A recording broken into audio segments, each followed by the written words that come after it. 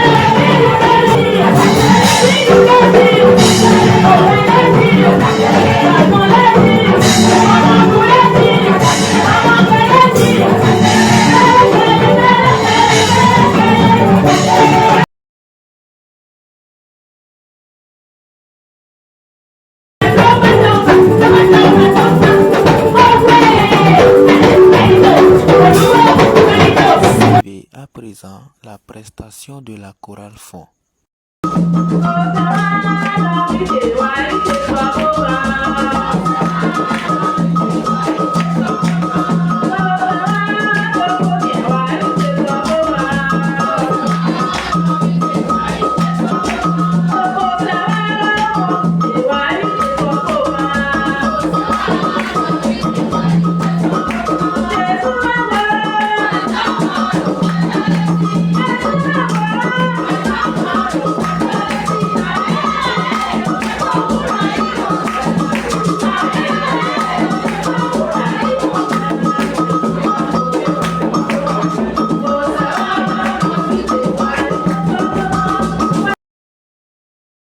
Suivez à présent la prestation de la chorale française.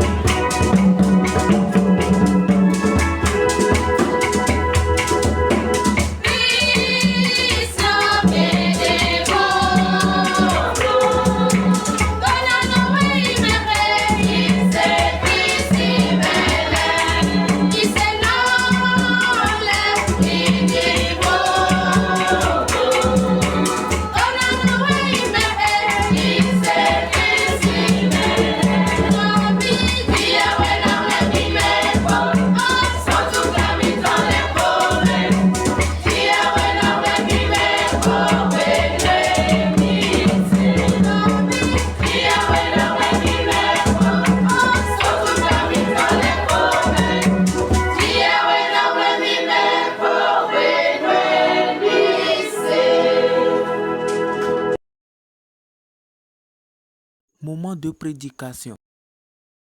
Donc, toutes ces choses nous parlent de comment nous allons donner pour que Dieu puisse nous faire prospérer.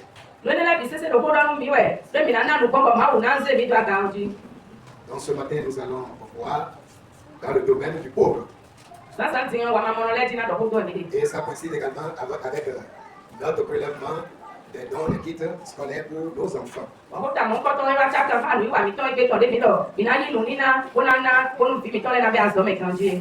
c'est une coïncidence et Dieu l'a fait ainsi.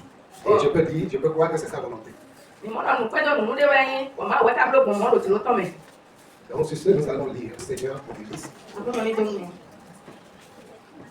Il est vraiment intéressant de savoir que les pauvres autour de nous sont en fait une occasion pour la prédication dans le royaume de Dieu.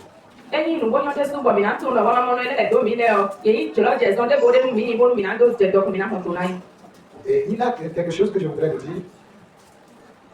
Il a deux choses, c'est-à-dire, si tu n'es pas dans l'un, tu dois être dans l'autre. Si tu n'es pas nécessiteux, tu dois être celui qui donne.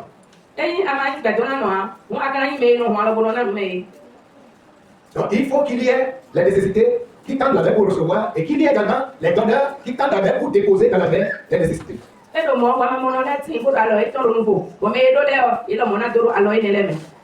Et quelqu'un ne peut pas dire qu'il ne peut pas être dans l'un ou dans l'autre. Donc il n'y a pas de neutralité. Soit nous sommes parmi ceux-là qui vont recevoir, ou bien nous sommes parmi ceux-là qui vont donner.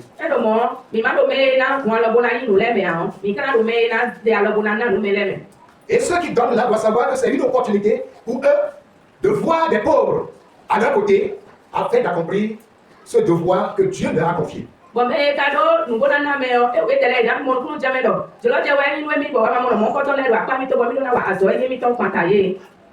Puisque selon la parole de Dieu, ces pauvres qui sont là sont comme des échelles pour nous, pour que nous puissions monter vers Dieu.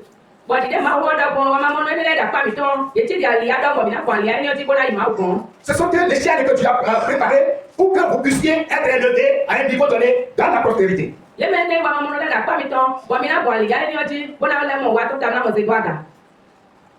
Donc parmi les deux choses, moi je ne veux pas être celui-là qui tend la main. Je ne sais pas pour toi.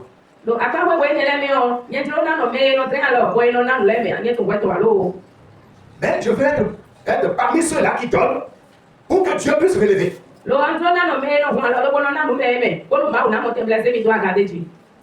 Et chaque frère, chaque soeur doit refuser ce statut de pauvre.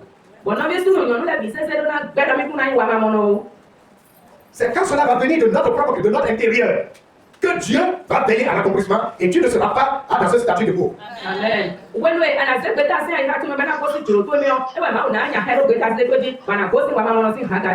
Tout dépendra de toi-même. Dieu ne veut pas descendre pour vouloir te faire ça, mais c'est à toi de prendre la décision que je ne veux pas être dans ce statut de pauvre. Je dois quitter ce statut pour être riche.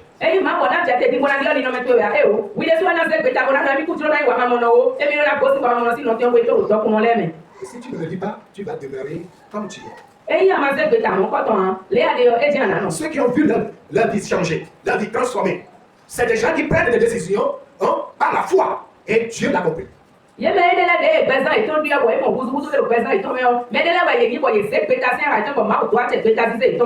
Le niveau que je suis, je ne suis pas content de ce niveau-là. Je vais quitter.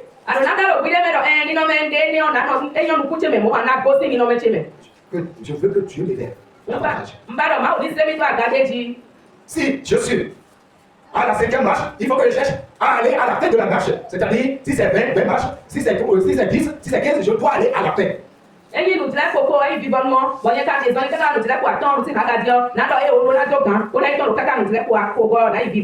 Il a certaines personnes, quand ils montent un peu, ils sont satisfaits, c'est fini. Il faut aller jusqu'au top, c'est-à-dire jusqu'à la fin de la marche.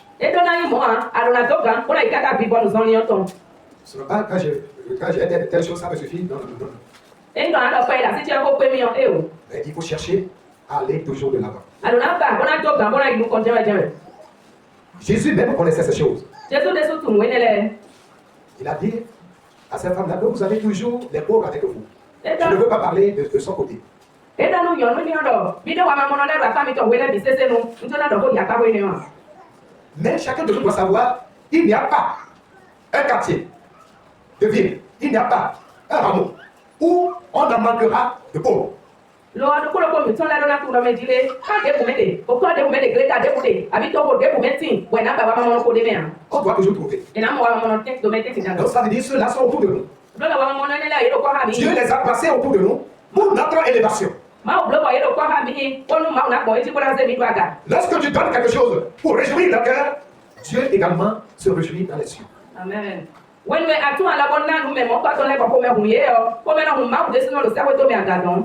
Ils sont toujours à nos côtés. Il a des gens qui les voient, mais ils leur ferment les entrailles.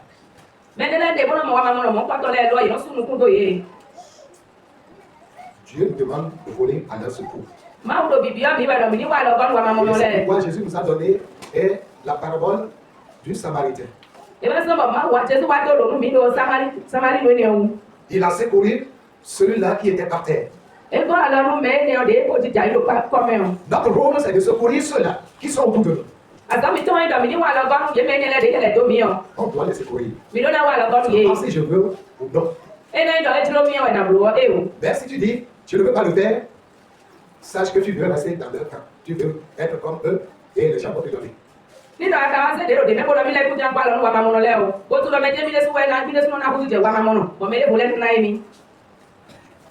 Et je voudrais dire quelque chose, raconter une petite histoire que nous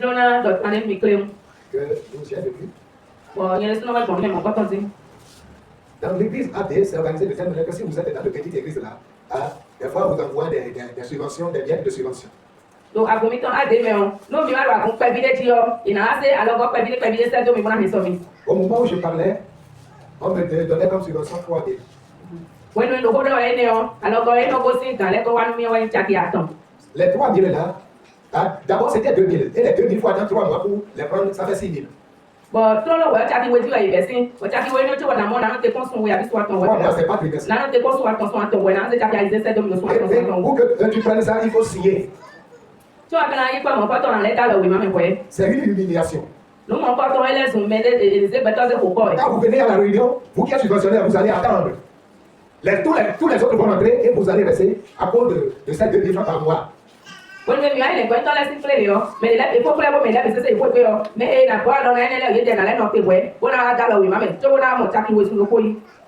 je dis à Dieu que ça là-bas, je ne veux pas être dans ce camp. Et bien le Seigneur a exaucé. J'étais allé dans une église quelque part, début n'a pas les moyens, mais je n'ai pas eu de subvention. Mais on a vécu jusqu'à faire 8 ans là.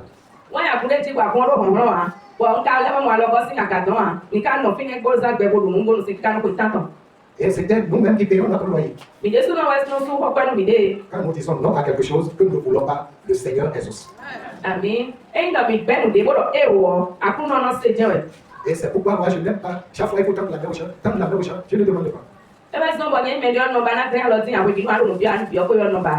Donc, il faut que Dieu fasse de moi celui-là qui va donner également à d'autres. Amen. Vous allez voir, il y a certaines personnes, eux autres, c'est toujours demander. Ça veut dire, tu vas rester dans ce lien-là et tu serais possédé.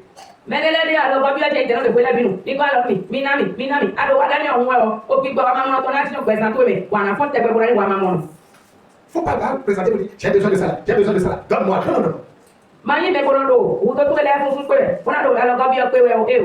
Dis à Dieu que tu veux guider et ce statut. Si tu dis à Dieu de cette manière, tu ne vas plus demander, mais Dieu même va toucher les gens pour venir à ton aide.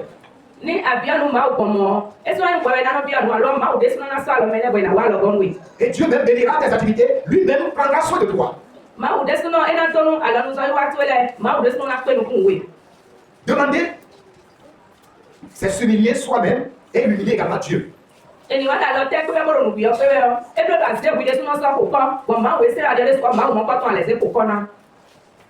Tu es en train de dégrader Dieu à un niveau plus bas. Donc c'est pourquoi chacun et chacune doit faire tout possible pour quitter ce statut de commandeur. Et moi, ça, le polo me tend là, mais n'a pas de le voilà possible, nous bien aussi hagaji. Et c'est quand nous allons prendre cette décision que la précarité fuira loin de nous. When we na se peta mon pardon, et ouais, nous maro merci nous ha merci qui bona li gado mi. Si nous pouvons comprendre Dieu de cette manière, Et mi si mon ku je ma wo se tout moment. il va prendre le devant. Et na je no ko nu wi wale. Et il va s'engager dans nos affaires. Ouais, de sunu na se peta nu wi wa mi ton le mi. Lisons Psaume 41, 1 à 2. 41, versets 1 et 2. Mi na la do de hanse we ma ta kan le nu ku ko afo nu ko ton se we go. Là, nous allons parler des avantages quand nous donnons aux prochains. Heureux celui qui s'intéresse aux pauvres. Au jour du malheur, l'Éternel le délivre. L'Éternel le garde et lui conserve la vie. Il est heureux sur la terre. Et tu ne le livres pas au bon plaisir de ses ennemis. Amen. Nous y'en mais non point wa maman dié. Adam comme ezagbe o. Ma o ma bo no wenga. Ma o ma bo no chi alo jiton. E no he do gbe. Nous no y'en li do ayi fun pa jifi. E no joe lu kenta ton le ya. Wo ye no se do wa we dro ye ona. Amen. Que le Seigneur nous bénisse. Afun ni do mi.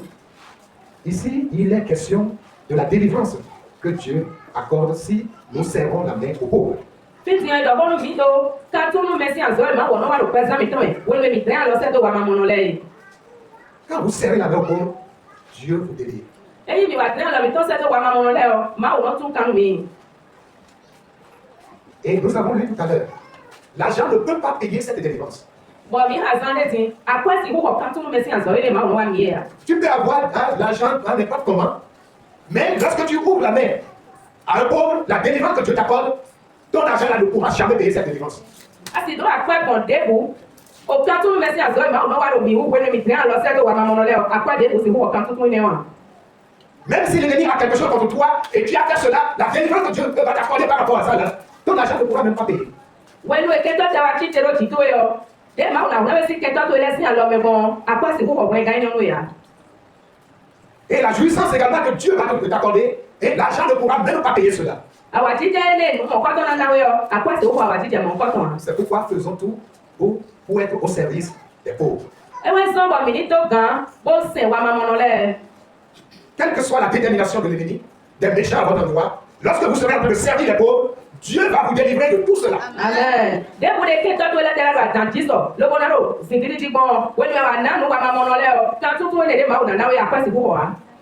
L'ennemi peut faire tout ça, établir tout ça, mais toi, tu ne seras pas atteint parce que Amen. tu as souci des pauvres. Amen.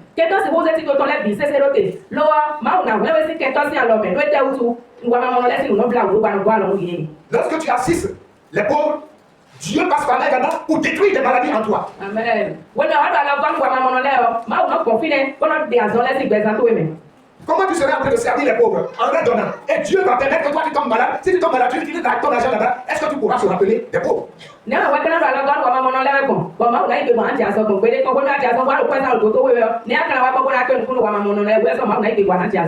merci des pauvres. Ça a une grande efficacité et devant Dieu. Et Dieu ne peut pas t'oublier. Donc c'est pourquoi excellons dans ce domaine. Afin de pouvoir toujours tendre les mains vers les pauvres.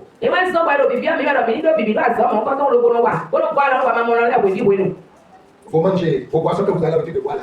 Partagez ça avec les pauvres. Partagez avec les pauvres. Ils en ont besoin. C'est pourquoi Dieu les a placés autour de toi pour que toi tu interviennes pour qu'ils soient satisfaits.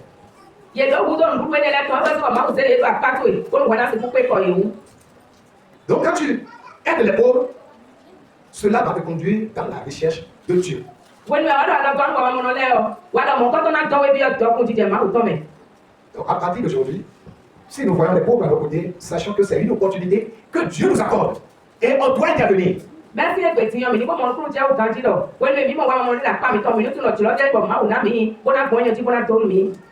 Il veut passer par là pour agrandir tes chiffres d'affaires. Il veut passer par là pour te lever à un poste supérieur. Donc c'est pourquoi on ne doit pas ignorer ce qu'on dit. et que le Seigneur nous bénisse. Bon ma kun ni do mi Nous allons ami. lire Acte 1, le verset 1. Mina ha do mese do lesi we ma ta no konton akonu konton.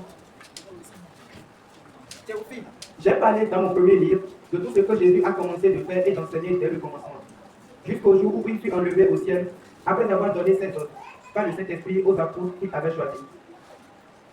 Me bi bena te Théophile. Nous et Jésus wa kodo nous kon mele pan un ku bi sin tan do we ma te nous konton me. Si bi be me kaka ije gbe gbe ma o so ai ji kwe. Que le Seigneur bénisse sa parole. Akun no ni do ate ho tonji. Et c'est le docteur Théophile qui a écrit le livre des Actes. Do fi a dan e no yo lo Théophile boy wa mese do lesi we ma. Le Seigneur l'adresse également que Jésus lui-même a enseigné d'assister les pauvres, de donner les offrandes. Et lui-même a été un exemple également. Akun no konti to boy wona ko do e do tan dan we na gwa lo wa ma mo no le ina ne so ye boy de su no ni kun de to mo ko tonton. Il est venu en notre aide, nous qui étions pauvres, nous qui ne pourrons même pas, avec nos recherches, notre argent, payer la vie éternelle. Lui, il s'est donné, il s'est offert en offrande spéciale pour nous. Mi tele de ni wa ma mo no de ma si fu don de bo ko pe ma bo a Jésus wa gbo mi ton lo wa se de so sa bo lo ta mi ton me. C'est le plus grand sacrifice de la vie. Bo si sa da ho bi e ro pe o me jene. Donner tout ce qu'on a, tout ce qu'on est, pour son prochain, pour les pauvres. Elise mele so no bi se jo nu e ni o bi jo nu wa ma mo no le nu no zo me ton. Donc, assistons-les. On e lo mo bi ni so wa ma mo no le. Si tu avais fait tes entrailles à des pauvres, sache aujourd'hui que c'est un péché et tu dois te repentir et demander pardon à Dieu. E no ako su ai ha to si ho do wa ma mo no le hu. Ana ya o tun be si e gbe lo na do en gbe mi wa. Wa na ya o le bo jo kuna bi o so ke ma wo. Si nous pouvons le faire de cette manière, le Seigneur va nous conduire et dans son royaume de prospérité. E bi si fu wa nu ko mo. Akun no na do mi, kuna kula mi bi o a ho su to. Do kun lo to mi. Et c'est pourquoi le livre de Proverbes, chapitre 11, verset 24 au 25, dit ceci. E wa so bo nu yo si wo ta wo ro ko lo mi do. Tel qui donne libéralement devient plus riche. E do nu mi do me no wa lo no na nu me o e no le ba e no le do kun ton fo no ti je ji Et we. tel qui épargne à l'essai ne fait que s'appauvrir. Bo me kono di gbe o e fo e no lo he me je we le bi. L'âme bienfaisante sera rassasiée Beto e no wa da gbe o e na no go tun flame. et celui qui arrose sera lui-même arrosé. Bo me lo si hunu me o e na hu si ni. Et c'est sur ce point que nous allons conclure le message de ce matin. On ma ko sa ta di ton fo e le ji we mi na so lo bo na sultana. Dieu va vous arroser si vous tendez la main aux pauvres. Dieu va vous arroser si vous vous souciez des pauvres. No mi wa ma ma le si no mi anu kun mi da gbe wa ni no mi anu kun mi o. Ma u na le ba bu si nu gbe za mi ton. Et vous n'allez pas manquer de quoi que ce soit pour pouvoir continuer à les assister davantage. Bon nu de na we to mi a to bon mo mi na bo nu we mi na mo ko na le bo alo bi e de ji Prions o. le Seigneur. Mi ni wo de se do akunu.